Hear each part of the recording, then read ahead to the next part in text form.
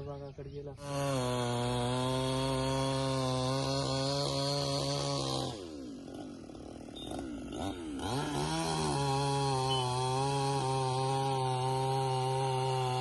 द्या बियाण सेवाला ते जर उपसून बिपसून गेला असेल तर त्याचं पंचनामा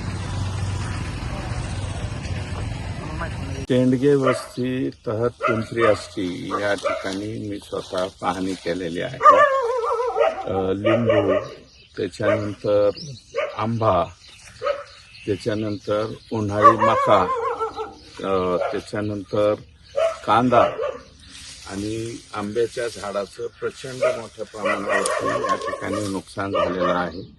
वाऱ्याचा वेग एवढ्या मोठ्या प्रमाणावरती होता की मला वाटतं हे सुदैवानं फक्त मनुष्यहानी झालेली नाही, घराचं मोठ्या प्रमाणावरती नुकसान झालेलं आहे.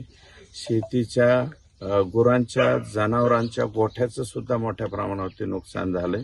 आणि हे एकट्या पिंपरी आष्टीचंच नाही, आष्टी तालुक्यातील, पाटोदा तालुक्यात आणि शिरूर तालुक्यात अनेक गावामधलं अशा प्रकारचं नुकसान पुढे येतंय. व झाडं, मोठमोठाली झाडं, 100 वर्षाच्या पूर्वीची जुनी झाडं उन्मळून पडण्याचं सुद्धा मोठ्या प्रमाणावरती प्रमाण झालंय.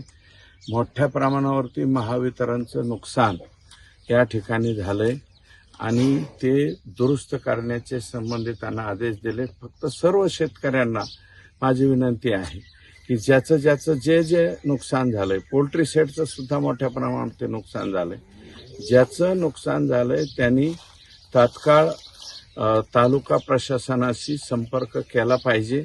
एके ठिकाणी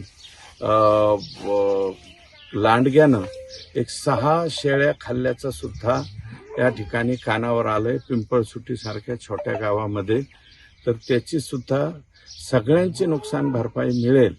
मदत 100% मदत व पुनर्वसन विभागाकडून मिळेल.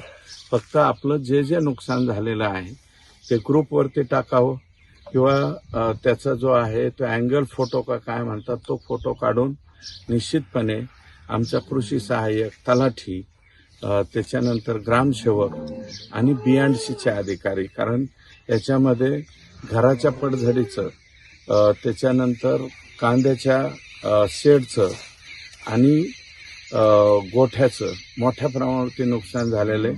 त्याच्यामुळं ज्या बाबी आहे त्या बाबी BNC कडनं त्याचं व्हॅल्युएशन करावं लागतं. म्हणून आम्हाला तातडीनं माहिती कळवावी अशा प्रकारची विनंती आहे.